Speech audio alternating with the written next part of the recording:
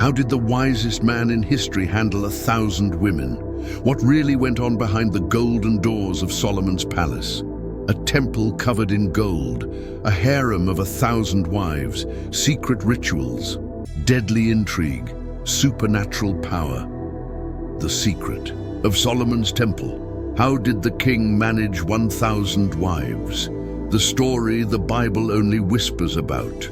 Political alliances, calculated seductions, invisible spiritual battles. What really destroyed the most prosperous kingdom of the ancient world? Discoveries that will change the way you see the wisest king who ever lived. Hit the like button, subscribe to the channel, and let's dive into the story of King Solomon, the man known for his wisdom, his wealth, and yes, his 1,000 wives and concubines. But was it lust? Was it love? Or was there a deeper plan behind this seemingly impossible lifestyle? We're about to uncover the strategic, spiritual, and political reasons behind Solomon's choices and how they shaped the course of biblical history. The year was 957 BC, when a structure began to rise in Jerusalem that would leave the ancient world in awe. Solomon's temple wasn't just a religious building. It was a symbol of Israel's power and devotion to God, completely covered in pure gold that gleamed under the Judean sun, creating a visual spectacle that intimidated visitors and inspired worship in the faithful who came to pray. Building this architectural wonder was a massive undertaking that lasted a full 7 years and mobilized a workforce of over 180,000 men. Just picture the logistics needed to coordinate 30,000 Israelites working in shifts in Lebanon, 70,000 porters hauling heavy materials, and 80,000 stonecutters in the mountains. The estimated cost, converted to today's money, would easily run into the billions, a treasure King David had spent years saving up for this divine purpose. The materials used were the finest available in the ancient world. The famous cedars of Lebanon, majestic trees that had grown for centuries before being cut, were floated by sea on huge rafts to Joppa, then hauled overland to Jerusalem. To work with these precious materials, Solomon hired the most skilled Phoenician craftsmen, led by Harem, a master in bronze who created pieces of extraordinary beauty and technical precision, some of which remain unmatched even by modern standards. Can you imagine the impact this construction had on the ancient world?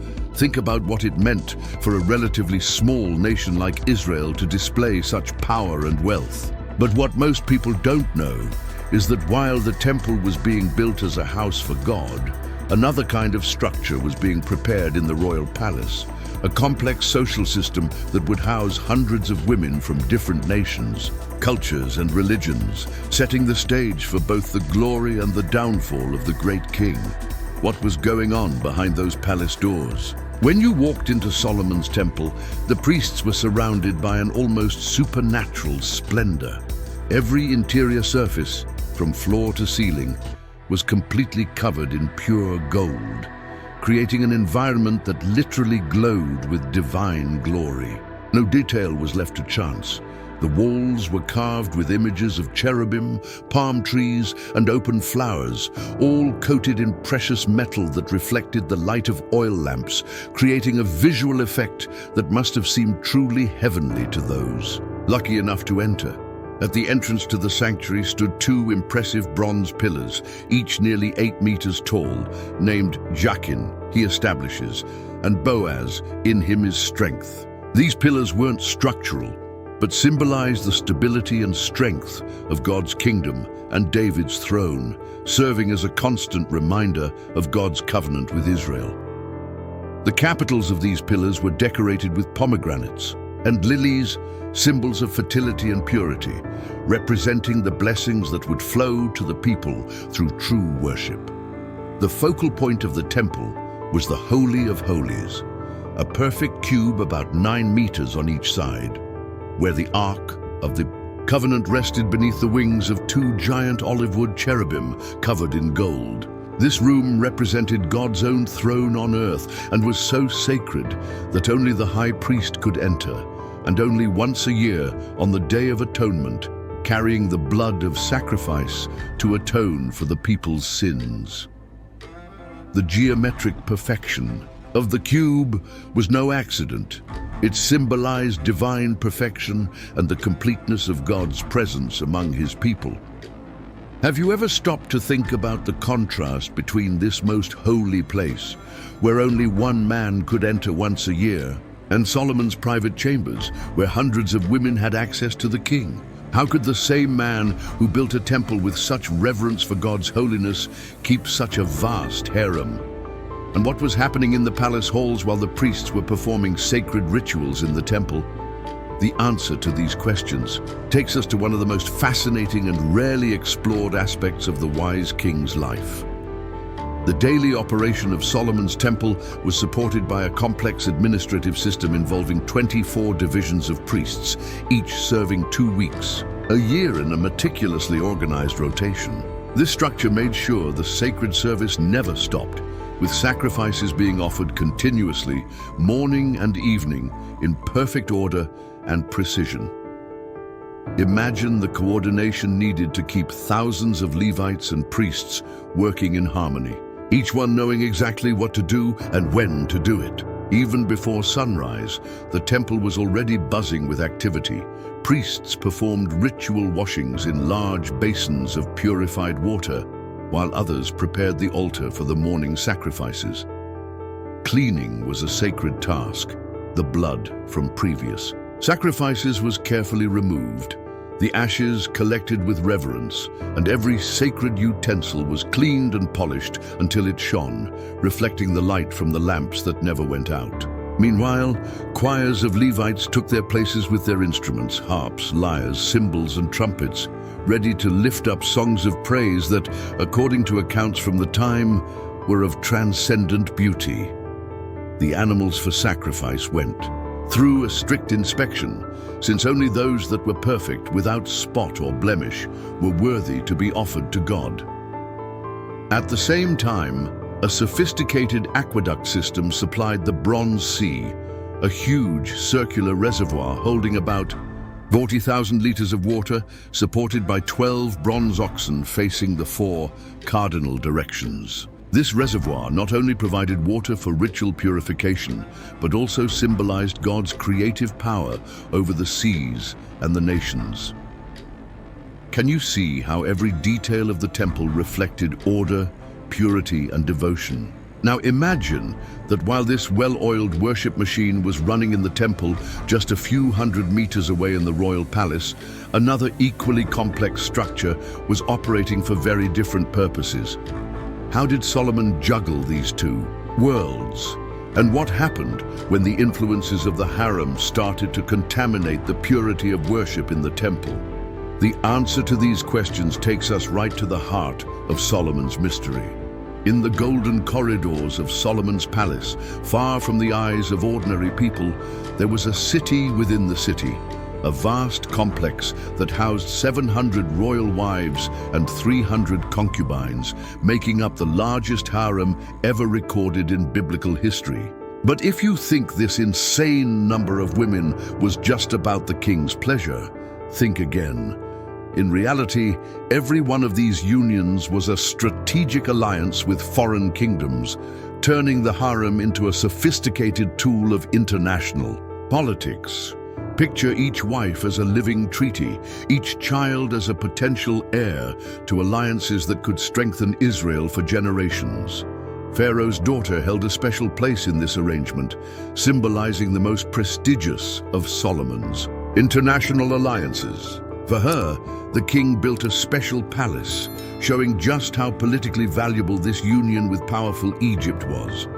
Around her, Hittite, Moabite, Ammonite, Edomite, and Sidonian princesses formed a living geopolitical map, each bringing not just valuable dowries, but also their traditions, languages, and inevitably their religious practices into the heart of Jerusalem. This multicultural harem created an environment of extraordinary diversity inside the palace. Imagine hallways where dozens of different languages were spoken, kitchens serving up exotic dishes from all over the known world, musicians playing instruments never before heard in Israel, and dancers performing moves that told stories from distant lands. For a man like Solomon, with his insatiable intellectual curiosity, this environment was a window into global knowledge, letting him study customs, philosophies, and technologies from across the ancient world without ever leaving his palace. Can you imagine the impact of this cultural Tower of Babel on Israel's identity? How could a kingdom founded on exclusive worship of Yahweh maintain its spiritual purity when its own king was surrounded by hundreds of women bringing their foreign gods? And how did Solomon, with all his legendary wisdom, manage not just the physical and emotional needs of so many wives, but also the inevitable rivalries, jealousy, and intrigue that came with them? The answer leads us to an administrative system as complex as the one in the temple itself. Solomon's harem functioned like a miniature city, with a hierarchy as strict as the royal court or the temple. At the top of this social pyramid was the queen mother, Bathsheba, followed by the chief wife, originally Pharaoh's daughter, and then by successive layers of royal wives, official concubines and servants, each category with clearly defined privileges and responsibilities. Every woman knew exactly where she stood in this complex structure, and moving up the social ladder depended not only on the king's favor, but also on her political skill in navigating this highly competitive environment. The women's quarters were organized into luxurious sectors, with the highest status wives occupying the most spacious rooms closest to the royal chambers. Scribes kept meticulous records of each woman, her children, dowries, gifts received from the king, and even how often the king visited her rooms, information that could determine her status and influence. A huge staff served the harem exclusively, eunuchs guarding the entrances, doctors specializing in women's health, seamstresses crafting the finest clothes, cooks preparing special diets for beauty and fertility, and teachers instructing the women in the arts, languages, and etiquette of the Israelite court. Strict rules governed life in the harem. No woman could leave her quarters without permission or without being escorted by guards. Communication with the outside world was tightly controlled, and an elaborate messenger system allowed the king to summon any wife at any time. This control wasn't just about keeping order, it was also about preventing political intrigue and conspiracies, a real concern in a place where every woman represented the interests of foreign kingdoms and where any son could one day claim Israel's throne. Can you see how running this complex system required extraordinary wisdom? How could Solomon, even with all his legendary intelligence, possibly give proper attention to so many different women? The answer lies partly in the elaborate rituals that determined when and how each wife would have access to the king, a system as meticulous as the temple rituals, but with very different purposes. And it's here that we start to glimpse the true nature of the private life of the wisest king in history. When a woman from the harem was chosen to spend a night with King Solomon, a whole day of preparation began, a process as complex as the priest's purification rituals in the temple. The journey started at dawn with a series of 7 ritual baths in marble pools, each filled with water scented by different precious oils: myrrh for purification, aloes to soften the skin, cinnamon to warm the body, and rare essences brought by caravans from far-off lands, some worth more than their weight in gold. Just imagine the intoxicating aroma filling those bath chambers, creating an atmosphere that already awakened the senses. After the baths, the skin was treated with secret blends of honey, goat's milk, and pollen, while the hair was washed with herbal infusions tailored to each type and color, then dried with Egyptian linen and perfumed with oils that left a fragrant trail with every movement. Beauty specialists often brought in from kingdoms famous for their cosmetic techniques like Egypt, applied elaborate makeup, black coal to line the eyes, mineral pigments for the eyelids, and natural dyes to color the lips and cheeks, turning each woman into a living work of art. Choosing what to wear was a ritual in itself, supervised by advisors who knew the king's preferences. Diaphanous Egyptian linen so fine it seemed to float around the body, colorful silks from eastern caravans, or wool dyed with rare Tyrian purple for the most formal occasions. Jewelry was picked not just for its beauty, but for its symbolism. Each piece told a story or sent a subtle message to the king, whether reminding him of the political alliance she represented or expressing feelings that couldn't be spoken. Openly in the palace's complex etiquette, can you imagine the pressure on these women, knowing they might only get one chance every few months to impress the king and win his favor?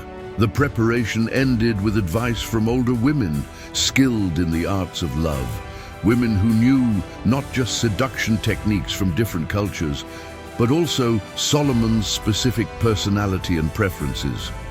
But what happened when the king, even with all his wisdom, started to be influenced by these hundreds of voices, whispering different philosophies, beliefs, and desires in his ear? The answer takes us to one of the most beautiful and controversial books in the Bible. The Song of Songs, attributed to Solomon, offers a fascinating window into the romantic atmosphere that filled the royal palace. This love poem, full of sensual metaphors and passionate descriptions, doesn't just celebrate physical love within marriage, it also reveals a lot about the courtly love practices in Solomon's palace. Your lips drip honey, my bride.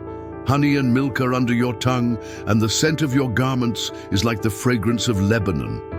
Verses like this suggest an environment where love was elevated to an art form, cultivated and celebrated, with a sophistication rarely associated with the ancient world.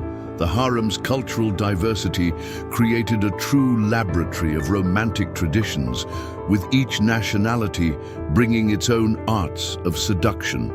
From the Egyptians came the secrets of belly dancing and the use of complex perfumes that changed scent throughout the night. Mesopotamian princesses brought knowledge of aromatic oil massages and the use of musical instruments during courtship.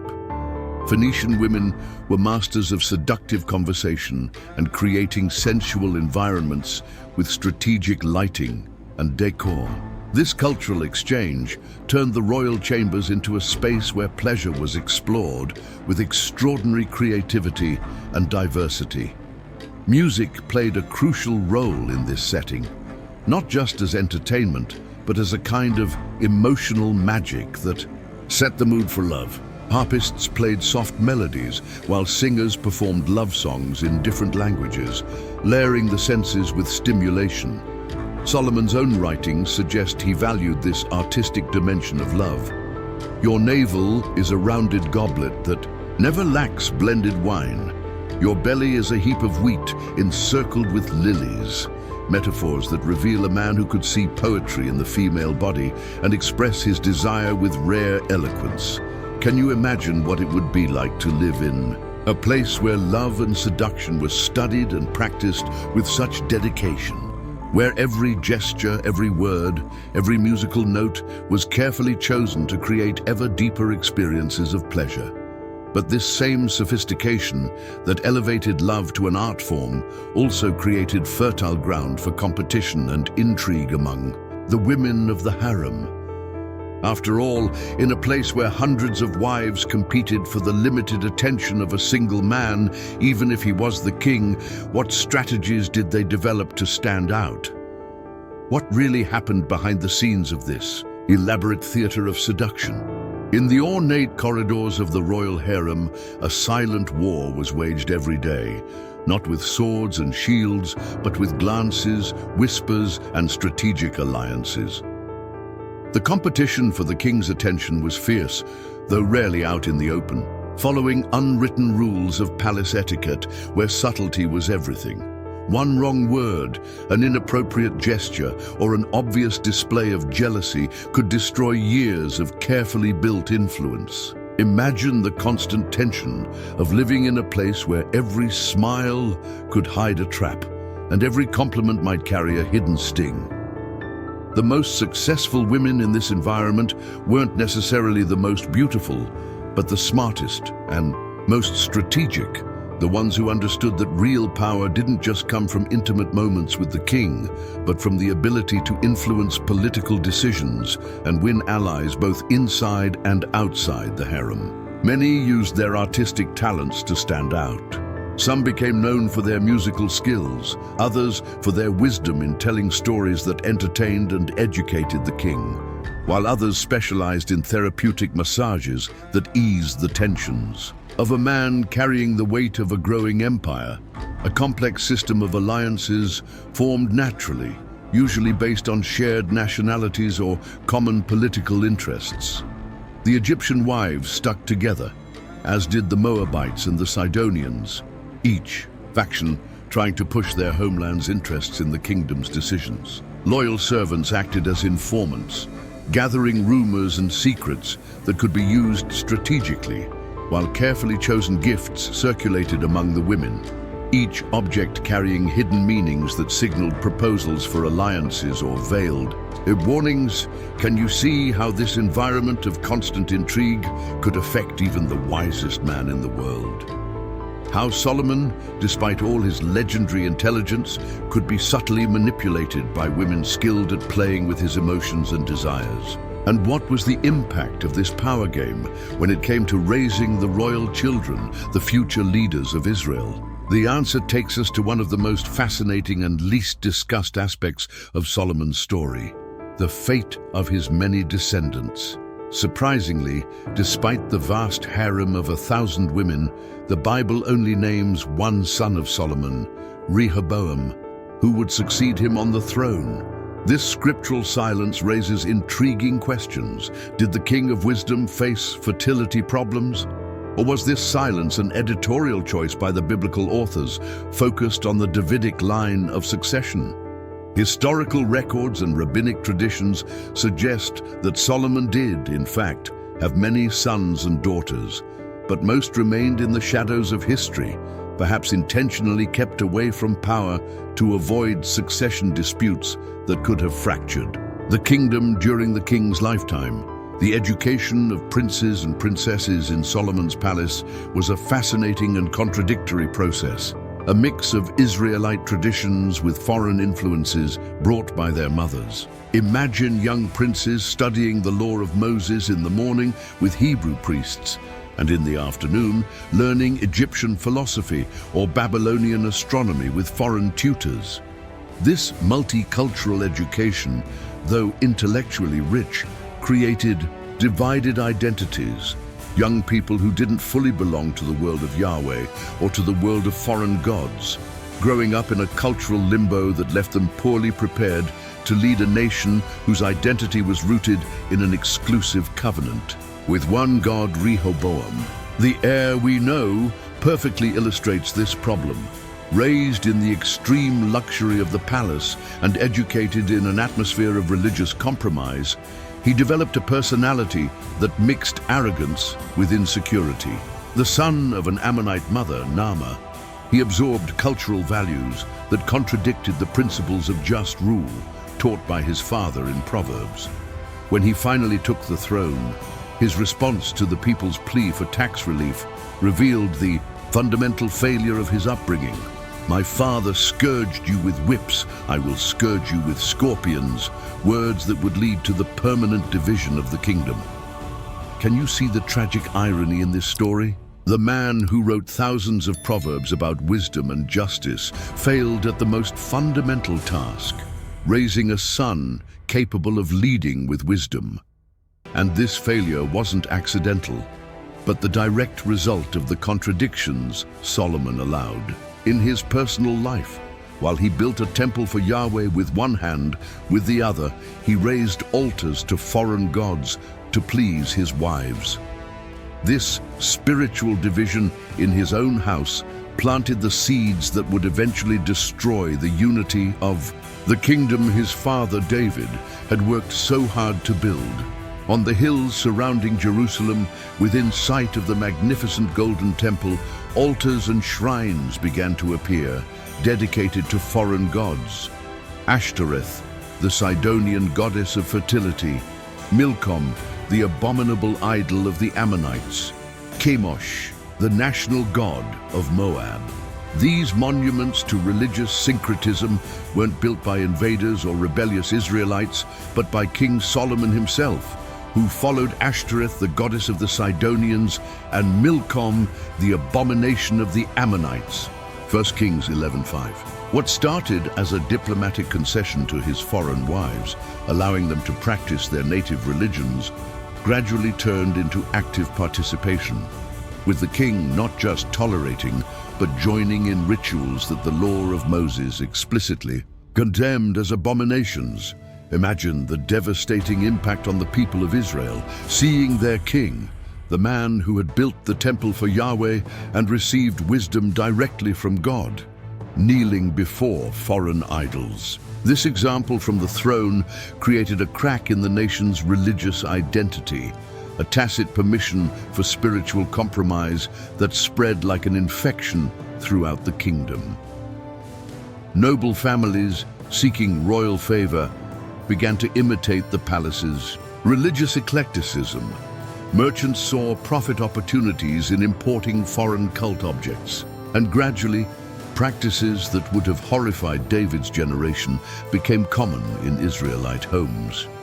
The prophets of that time, whose warnings are rarely recorded in the stories about Solomon, surely raised their voices against this spiritual drift, but found little audience in a court intoxicated by prosperity and power. The Bible suggests that God himself sent adversaries to confront Solomon, Hadad the Edomite and Rezon from Damascus.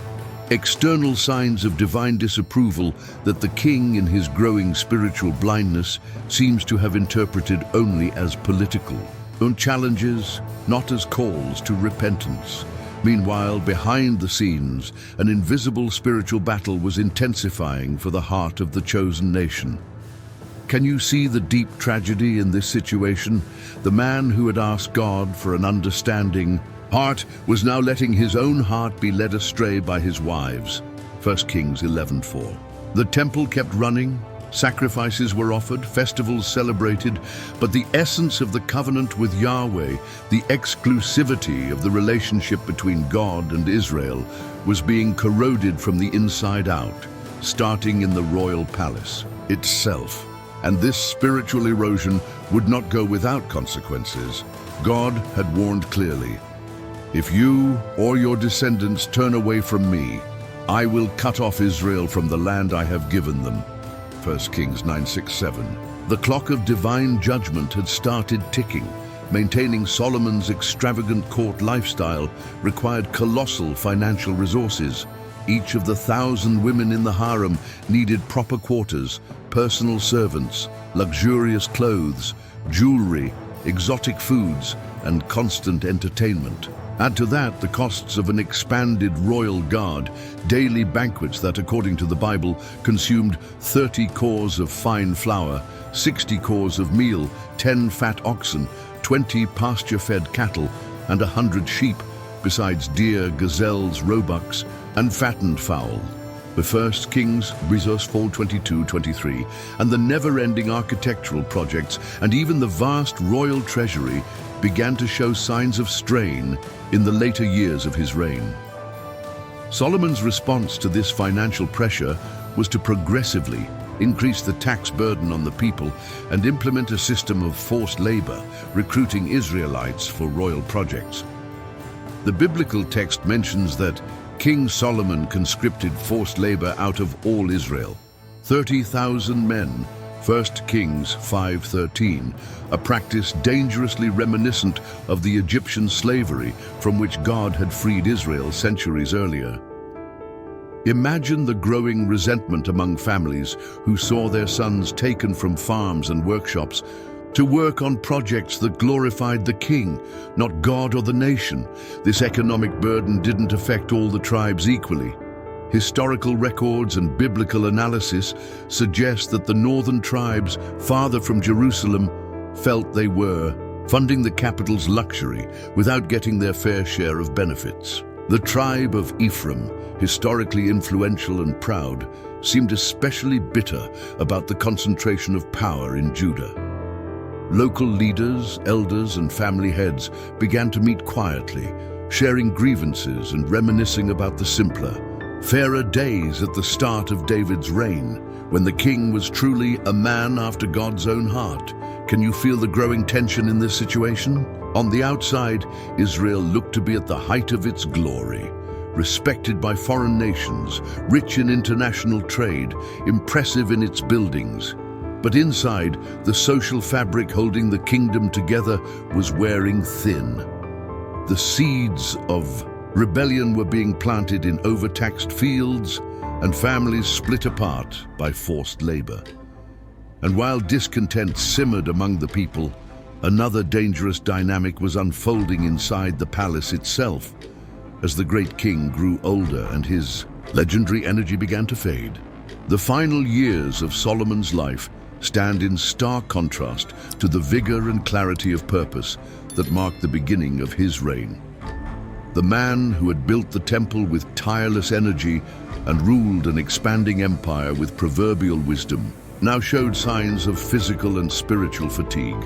Historical accounts suggest he suffered from chronic pain and digestive issues, possibly made worse by decades of excessive feasting and a sedentary lifestyle.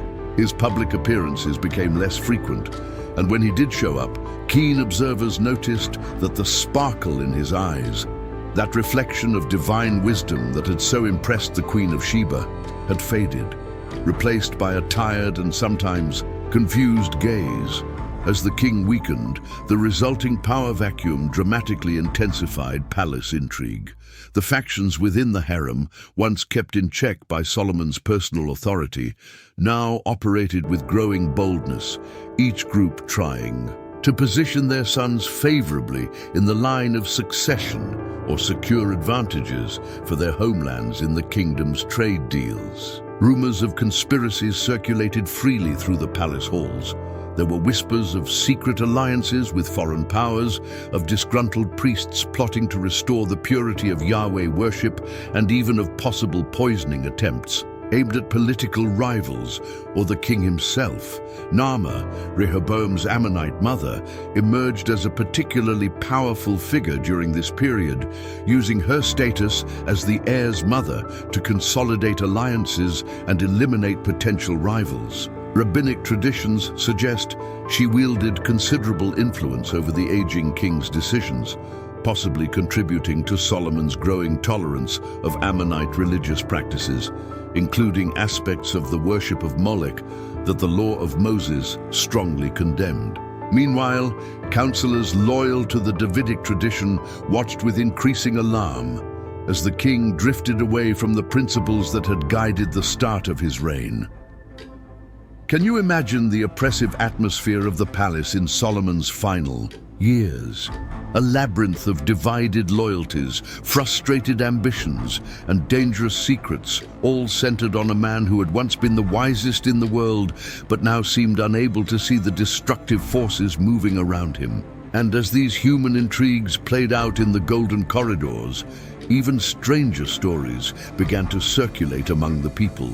Legends about supernatural powers, controlled spirits, and secret knowledge that went beyond the limits of human wisdom. Was there any truth to these fantastic tales about Solomon's magic ring? Ancient texts like the Testament of Solomon and later Jewish legends speak of a magic ring, supposedly given to the king by the archangel Michael himself, engraved with the seal of God, the powerful tetragrammaton YHWH, which granted Solomon authority over the spiritual world. With this ring, the legends say, the king could command demons and spirits, forcing them to reveal hidden secrets and perform tasks impossible for human hands. Imagine the power such an artifact would represent.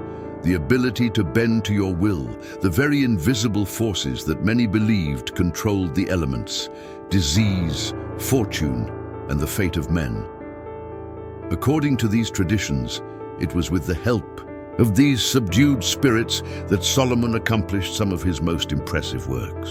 The demon Asmodeus, a master stoneworker, was supposedly forced to help build the temple, explaining how gigantic blocks were cut and positioned with supernatural precision without using iron tools inside the sacred site as the law required. Other spirits were said to have revealed to Solomon the secrets of medicinal plants, the hidden properties of gems and minerals, and even the language of animals, knowledge that fueled his reputation as the wisest man who ever lived. These legends, though not confirmed by the canonical biblical narrative, find intriguing echoes in passages like Ecclesiastes 1:13, where Solomon writes, "I applied my heart to seek and to search out by wisdom all that is done under heaven." It is an unhappy business that God has given to the children of man to be busy with. The Hebrew word translated as "to search out" can suggest a deep quest that goes beyond conventional knowledge, possibly venturing into esoteric realms. Similarly, Solomon's tradition as the author of the Song of Songs and his reputation as a skilled exorcist, mentioned by Josephus, have fueled speculation about his supernatural powers. Can you see the tragic irony in these legends? The man who supposedly commanded demons ended up being influenced by spiritual forces tied to his wife's foreign gods. The king who could bend spirits to his will couldn't keep his own heart faithful to Yahweh. These stories, whether historically true or not, capture a deep truth about Solomon, that his extraordinary knowledge and power weren't enough to save him from himself. As he himself would write in Ecclesiastes, "For with much wisdom comes much sorrow. The more knowledge, the more grief." At the end of this journey through the golden halls of the temple and the fragrant chambers of Solomon's harem, what lessons can we take for our own lives? The story of this extraordinary king offers us a mirror to reflect on the contradictions of human nature. How is it possible that the same man who wrote "The fear of the Lord is the beginning of wisdom" could let his heart drift so far from God? How could someone so wise in theory be so reckless in practice? Maybe the deepest lesson is about the danger of compartmentalizing our spiritual life. Solomon built a magnificent temple for God, but failed to make his own heart an exclusive sanctuary for Yahweh. He separated his public religious life from his personal choices, as if he could serve God in the temple while serving other gods at home. This inner division eventually destroyed not only his own spiritual integrity, but also the unity of the kingdom he had inherited. Solomon's story also warns us how prosperity and power can blind us to our own contradictions.